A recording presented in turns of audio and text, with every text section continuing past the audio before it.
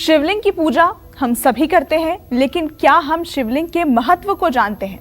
आखिर शिवलिंग क्या है? पुराणों और शास्त्रों में शिवलिंग के बारे में क्या कहा गया है? आइए इस बारे में जानते हैं पंडित जी से। पंडित जी, चर्चा की शुरुआत कर रहे हैं, तो सबसे पहले शिवलिंग का महत्व क्या है, इसके बारे में दर्शकों को बताएं। देखिए, शिवलिंग का सीधा सीधा अर्थ है ब्रह्मांड का ये स्वरूप है। संपूर्ण चराचर जगत, दृश्य अदृश्य जो भी है, वो सब इसी शिवलिंग का स्वरूप है। लिंग पुराण के अनुसार शिवलिंग निराकार ब्रह्मांड का वाहक है। अंडाकार पत्थर ब्रह्मांड का प्रतीक है और पीठम ब्रह्मांड को पोषण और सहारा देने वाली सर्वोच्च शक्ति है। स्कंद पुराण में कहा गया है कि अनंत आकाश यही शिवलिंग है और पृथ्वी उसका आधार है।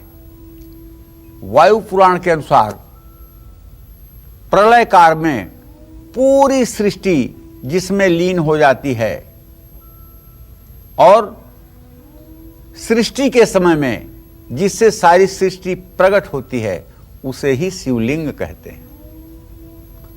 शिवलिंग ही शिव का आदि और अनादि स्वरूप है। पुराणों में शिवलिंग को कई नामों से संबोधित किया गया है, जैसे प्रकाश स्तवलिंग, अग्नि स्तवलिंग, ऊर्जा स्तवलिंग, ब्रह्मणी स्तवलिंग। वैसे तो शिवलिंग दो ही प्रकार के होते हैं, पहला उल्का शिवलिंग और दूसरा पारद शिवलिंग। उल्का शिवलिंग नर्मदेश्वर को कहते हैं, जो नर्मदा नदी से भेड़ा घाट से जाकर के श्रद्धालु यमुना नदी में, नर्मदा नदी में गोता लगाते हैं और भगवान शिव का ध्यान करके हाथ जब नीचे करते हैं तो वहां से एक आपको शिवलिंग प्राप्त हो जाता है। वो काले रंग का होता है, अंडाकार भी होता है। ऐसे शिवलिंग को भारत में ज्योतिर्लिंग भी कहते हैं। दूसरा मानव द्वारा निर्मित पारे से बना हुआ शिवलिंग होता है, जिसमें काफी मात्रा में चांदी और पारा मिला करके उसका स्वरूप बनाया जाता है। इसके अलावा पुराणों के अनुसार शिवलिंग के प्रमुख 6 प्रकार और होते हैं, जैसे देवलिंग, असुरलिंग, अर्शलिंग, पुराणलिंग, मनुष्यलिंग, स्वयंभूलिंग। शिव पुराण के अनुसार ब्रह्म, माया, जीव, मन, बुद्धि, चित्त, अहंकार, आकाश, वायु, अग्नि, जल और पृथ्वी को ज्योतिर्लिंग या ज्योतिपिंड कहा गया है। शिवलिंग में 3 भाग होते हैं।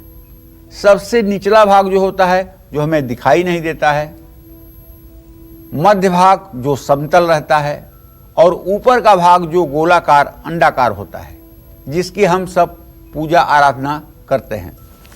सबसे नीचे का भाग ब्रह्मा जी को, मध्य भाग श्री हरि विष्णु को और सबसे ऊपर का भाग भगवान शिव का प्रतीकात्मक स्वरूप है। शिवलिंग ऊर्जा का स्रोत है। इससे निकलने वाली सकारात्मक ऊर्जा जीवन को खुशहाल बना देती है। कहते हैं ना, शिवलिंग से बहुत ज्यादा रेडिएशन होता है। इसीलिए जहां जहां ज्योतिर्लिंग हैं, उसके 10-10 किलोमीटर के परिधि में चारों तरफ आप देखेंगे तो उस रेडिएशन का, शिवलिंग के, ज्योतिर्लिंग के रेडिएशन का प्रभाव रहता है। और बहुत सी ऐसी बातें हैं जो शिवलिंग से जुड़ी हुई हैं, जिनकी जानकारी आपके लिए आवश्यक है। इसलिए आज का कार्यक्रम थोड़ा सा गंभीरता से देखने का बनता है। आज सोमवार का दिन है और आज के दिन हम उन 3 लकी विजेताओं की नाम की घोषणा करने वाले हैं, जिन्होंने जीती है जन्म कुंडली। तो आज के कार्यक्रम को बेहद ध्यान से देखिएगा, क्योंकि क्या पता उन 3 नामों में से एक नाम आपका भी हो। और चलिए पंडित जी, एक सवाल मेरे मन में है और दर्शकों के मन में भी होगा कि क्या शिवलिंग की स्थापना हम घर में कर सकते हैं? बिल्कुल कर सकते हैं। घर में शिवलिंग की स्थापना हो सकती है, लेकिन ऐसे होता है कि जैसे आप किसी बहुत बड़े, जैसे राष्ट्रपति को आपने अपने घर में बुला लिया, तो क्या आपकी व्यवस्था है राष्ट्रपति को बैठाने की? क्या आपकी व्यवस्था है उनके सम्मान की? अगर हाँ तो आप बुला सकते हैं, अगर नहीं तो नहीं बुलाना चाहिए। ऐसे में शिवलिंग इस चराचर जगत का सर्वोपरि श्रद्धा का केंद्र बिंदु है और ये साक्षात ब्रह्मांड का स्वरूप है। जो कुछ भी इस चराचर जगत में दृश्य अदृश्य है वो सब कुछ इस शिवलिंग में समाया हुआ है। ये तेजोमय ज्योतिर्लिंग जो है इसका आदि और अनादि कोई पा नहीं पाया। जब तेजोमय लिंग प्रकट हुआ तो ब्रह्मा और विष्णु में इस बात में होड़ लग गई कि तुम पहले कि हम पहले, और जबकि भगवान विष्णु के नाभि कमल से ब्रह्मा की उत्पत्ति हुई, लेकिन ब्रह्मा ने कहा कि नहीं मैं पहले हूं, विष्णु ने कहा मैं पहले हूं। तो ज्योतिर्लिंग शिवलिंग के पास ये लोग गए फैसला के लिए। तो ज्योतिर्मय शिवलिंग था उसने कहा कि विष्णु नीचे की तरफ जाएं पाताल में और इस ज्योतिर्लिंग का अंत कहाँ है देख कर आएं, और ब्रह्मदेव ऊपर आकाश की तरफ जाएं और कहाँ इस ज्योतिर्लिंग का अंत है उसको देख करके आएं और वहाँ से एक एक प्रमाण दोनों लोग लेकर के आएं। विष्णु भगवान नीचे गए पाताल में, काफ़ी दिनों तक नीचे गए, लेकिन जब उन्हें ज्योतिर्लिंग का और छोर नहीं मिला तो वापस आकर के ज्योतिर्लिंग के सामने खड़े होकर उन्होंने हाथ जोड़ा कि ये और छोर नहीं मिल रहा है और मैंने प्रयास किया लेकिन मैं थक गया, अब मुझसे नहीं हो रहा है। ब्रह्मदेव आए, उन्होंने कहा मैंने पता लगा लिया कि इस ज्योतिर्लिंग का अंतिम भाग कहाँ है। कहन कहाँ है? कहन ऊपर। कहन कैसे मालूम? कहन ये देखिए मैं केतकी का फूल गवाही के लिए ले आया हूँ। तो केतकी से पूछा भगवान ज्योतिर्लिंग ने, तो उसने कहा हाँ ब्रह्मदेव तो गए थे वहाँ, ये केतकी का फूल मैं थी, मुझे लेकर आए। ज्योतिर्लिंग बहुत क्रोधित हुए और उन्होंने कहा जा अब तू मेरे पूजा में कभी ग्राह्य नहीं होगी और ब्रह्मा जी आपकी पृथ्वी लोक में पूजा नहीं होगी, इसलिए कि आपने झूठ बोला है।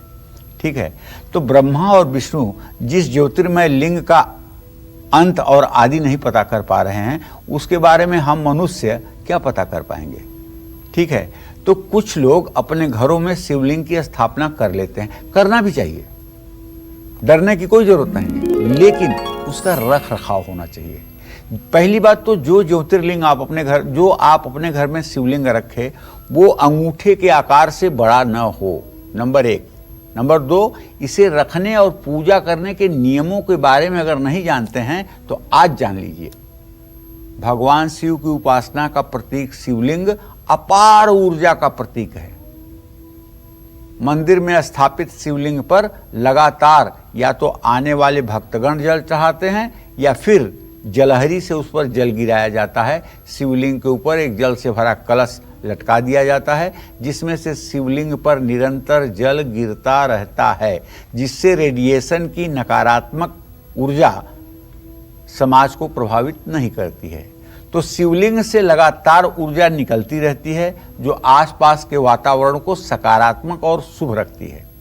इस अपार ऊर्जा को मंदिर में तो पर्याप्त स्थान और पर्याप्त जल मिलता रहता है, लेकिन घरों में स्थापित शिवलिंग पर निरंतर जलाभिषेक करना कभी कभी संभव नहीं होता है। लेकिन हम जितने लोगों को शिवलिंग रखने के लिए कहते हैं उनसे या तो ये कहते हैं कि अंगूठे से छोटे साइज का शिवलिंग हो, छोटा शिवलिंग पारे का होगा तो उससे बहुत ज़्यादा रेडिएशन की संभावना नहीं रहेगी। दूसरी बात, अगर अंगूठे के बराबर तक है तो एक तिपाया स्टैंड बनवा करके उसको एक तांबे के लोटे में जल भरकर उसमें ऐसा बारीक छेद कर देना चाहिए कि बूंद बूंद कर जल जो है वो पारे के शिवलिंग पर गिरता रहे। इससे सारी नकारात्मक ऊर्जा ठीक हो जाएगी, घर का वास्तु दोष भी ठीक हो जाएगा और किसी तरह का दोष भी नहीं लगेगा। हाँ, शिवलिंग की पूजा अर्चना से संबंधित अन्य नियमों का भी पालन करना आसान होता है। ऐसे में घर में शिवलिंग स्थापित अगर आप कर रहे हैं तो ये बहुत ज़्यादा ऊर्जा उत्सर्जित करेगा। ये घर में कई परेशानियों का कारण भी बन सकता है अगर इसके ऊपर जल नहीं गिराया जाएगा तो, जैसे सर दर्द, मानसिक तनाव, शारीरिक कष्ट और क्रोध। ये तब होगा जब शिवलिंग बड़ा होगा, ये तब होगा जब शिवलिंग पर आप जलाभिषेक नहीं करेंगे, जब शिवलिंग सूखा रहेगा। तो शिवलिंग से निकलने वाली ऊर्जा घर की महिलाओं पर भी विपरीत प्रभाव डालता है अगर शिवलिंग का अभिषेक नहीं हो रहा है तो। ऐसे में घर में शिवलिंग स्थापित करना तब तक उचित नहीं है जब तक आप उसकी ठीक ढंग से देखभाल न कर पाएं। और देखभाल करना चाहिए, 10 मिनट के लिए ही सही पूजा स्थान में बैठिए, शिवलिंग का स्पर्श करिए और शिवलिंग के ऊपर एक तिपाया स्टैंड बनवा करके एक तांबे के लोटे में 1 लीटर जल भर दीजिए। ये पूरे 24 घंटे पर्याप्त है चलने के लिए। और एक बड़ी पीतल की थाली में या तांबे की थाली में शिवलिंग को रख दीजिए। आप फिर देखिए आपके घर में अन्न धन की बरसात होगी और भगवान शिव की कृपा से आपके घर के सारे रोग शोक नष्ट हो जाएंगे। अब सावन में बरसेगी आप पर शिव कृपा, मिलेगा पूजा का पूरा फल और महादेव पूरी करेंगे हर मनोकामना। क्योंकि आज काल चक्र में पंडित जी आपको शिवलिंग से जुड़ी हर जरूरी जानकारी दे रहे हैं। तो चलिए इस खास चर्चा को आगे बढ़ाते हुए बात करते हैं शिवलिंग के स्थान की। शिवलिंग को किस जगह बिल्कुल नहीं रखना चाहिए, आइए इस बारे में जानते हैं। पंडित जी, अगर शिवलिंग की स्थापना की बात करें, कहाँ इसे बिल्कुल स्थापित नहीं करना चाहिए? देखिए, शिवलिंग को कभी भी अंधेरे कमरे में या बंद स्थान में नहीं रखना चाहिए, न स्थापित करना चाहिए। ऐसा करने से शिवलिंग से नकारात्मक ऊर्जा निकलती है, जिसके परिणाम भयावह हो सकते हैं। इसलिए शिवलिंग को कभी भी पूजा घर के अलावा किसी दूसरे स्थान पर नहीं रखना चाहिए। घर के किसी अन्य हिस्से में उसे रखने से काफी बुरा प्रभाव पड़ेगा। शिवलिंग को कभी अकेला न रखें। अगर शिवलिंग रख रहे हैं तो उसके साथ शिव परिवार या तो हो या भगवान गणेश जरूर हो। और अगर घर में आप शिवलिंग रखे हैं और चांदी की एक नंदी भी आप रख लेते हैं उसी थाली में, तो विश्वास करिए आपकी मुराद पूरी हो जाएगी, आपका जीवन सफल हो जाएगा और आप जो सोचेंगे इस धराधाम पर वो सारी मनोकामना भगवान शिव आपकी पूरी करेंगे। कभी भी शिवलिंग को ऐसी जगह पर मत रखिए जहां वैवाहिक जोड़े बैठते हैं, सोते हैं या सांसारिक क्रियाकर्म में रहते हैं। ऐसी जगह पर भूल करके भी शिवलिंग की स्थापना ना करें। नमस्कार, मैं हूं मानक गुप्ता। अगर आपको हमारा ये वीडियो पसंद आया हो तो इसे लाइक और शेयर जरूर करें। और हां, हमें सब्सक्राइब और फॉलो करना ना भूलें ताकि आप देश और दुनिया की कोई खबर मिस ना करें। तो जुड़े रहिए हमारे साथ और देखते रहिए न्यूज़ 24।